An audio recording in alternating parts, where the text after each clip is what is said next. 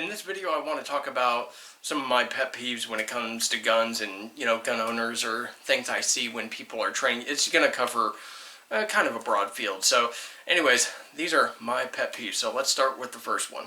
First one to discuss is the trigger reset fetish. Now, of course, I'm going to be explaining this, but for this, basically what I see is a lot of people that have a fetish for trigger reset got training from people who don't really know what they're talking about as far as modern practicing, as far as like combat pistol, even general marksmanship in general.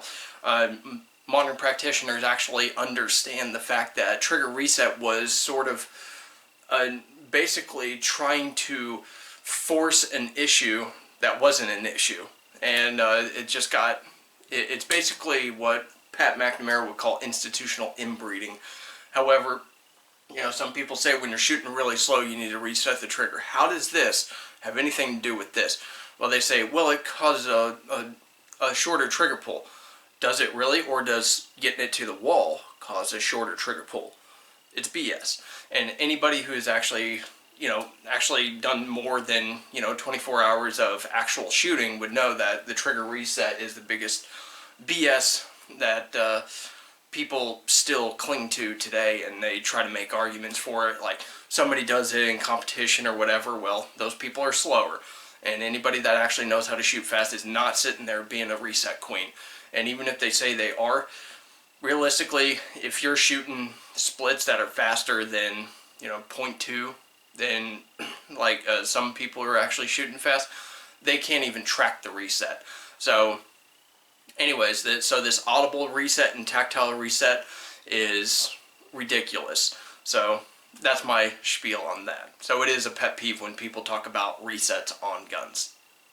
Next is follow through theatrics. So that's a tongue twister, but basically what we're talking about is the boom boom.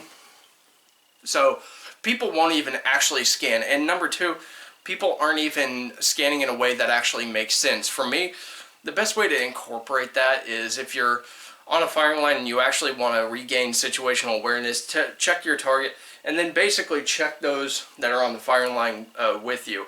And actually look, because two reasons. Number one, you are actually practicing something that is valid. You're actually scanning your region and stuff, and not just scanning the line, snapping to the lines or whatever, doing these theatrics. You're basically running through the motions, but you're not actually applying cognitive scanning into it. So if you're actually concerned about scanning for threats, then you'll actually do it in a way that makes sense. And what I do, if I'm at a public range, because I don't trust anybody, I actually do my shooting, and then when I'm going to be putting my firearm down, I check my shots, but then I also am scanning and looking at the behavior of the people next to me for two reasons. Number one, I don't trust them not to be flagging me, so I can nip it in the butt and chew them out.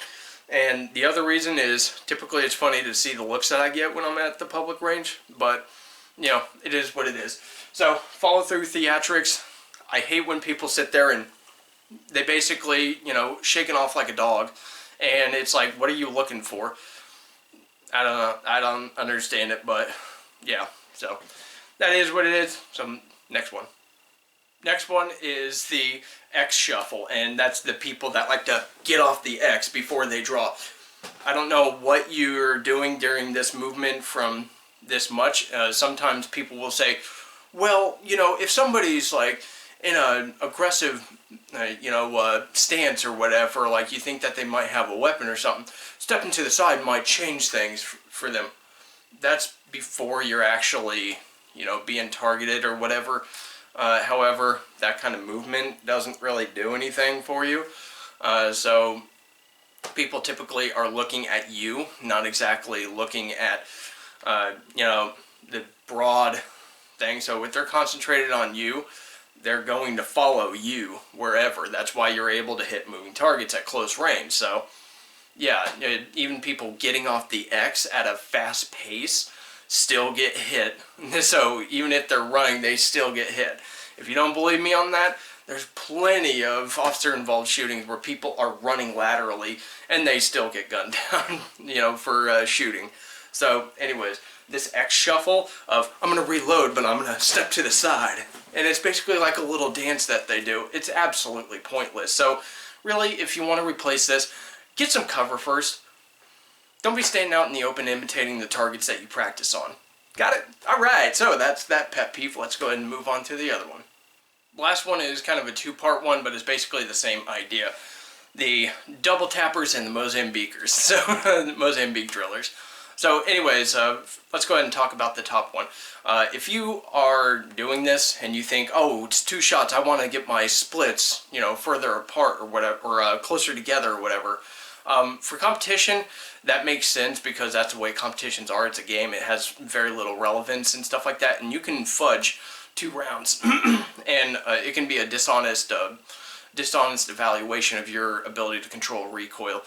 So if you're actually wanting to check your splits and actually check your ability to stay on target, then you need to do about 5 rounds, if not more. So that's basically the most functional way to actually test it. So if you thought 2 rounds was good enough, you probably have never actually used a gun against somebody, because I can tell you from my experience, 2 rounds ain't doing it. So that's just my personal experience. I haven't used firearms against people. But anyways, the next one is the Mozambique Drillers, and you know these types. You're probably one of them. Boom, boom, boom. They do it like it's basically a 3-round burst or whatever. Number one, that's not even what it was supposed to be, and 2, the history behind it is actually skewed, and it's BS, because the idea was that this person put 2 rounds into somebody, it didn't stop until they did a headshot. That's not really actually what happened. They actually put several rounds into them. So the double tap didn't exactly do anything, and they kind of shoved that aside. Any kind of combat experience, basically the first time you try to employ that and it doesn't actually work, you ditch it. That's just human nature, is you use what works, and that's basically putting as many rounds into somebody as possible. So instances like the actual Rhodesian veterans will tell you that, and supposedly it came from somebody who is, you know, in one of those circumstances, but people don't even have their story straight on that. And also, like the book Black Hawk Down, you'll see that people got shot with like 20 rounds or whatever, and they were still moving, so they decided to put 5 in the face and destroy their head cavity. That's how they actually had to take somebody out who was on cot. So think about that. So the Mozambique Drillers, even if, or the funny ones is, they think that the double tap's going to work as far as getting them down, as if people are just going to fall, and then they're going to get a headshot. I don't know about you, but people aren't just going to stand still for that. So you being able to hit a moving target that's about this big, and you're aiming for something about that big inside the human head with a pistol, that's really cute. So anyways, if you look at people that actually have experience, they're just going to go for the head anyways. They're not going to Mozambique them, because that's really a waste of ammo. So unfortunately, that's been projected in recent John Wick films, where he shoots in the chest and then in the head or something. That's absolutely pointless. If he had that much accuracy, he could have just shot in the face to begin with, kind of like the shots that killed Osama bin Laden. But other than that, I have no opinion. So those are my pet peeves. People that don't know what the hell they're talking about, and they try to basically make it look cool and sexy to basically spread ignorance and stupidity on social media, because that's basically what these people are doing, and most of them are reviewers. And that's really sad, because people are looking to them for information, but they should probably put a disclaimer that I don't even know what the hell I'm talking about. Or I have actually no training, so I don't have any legitimate information to pass on to you. This is just entertainment. So anyways, other than that, I have no opinion. So you guys have a good one.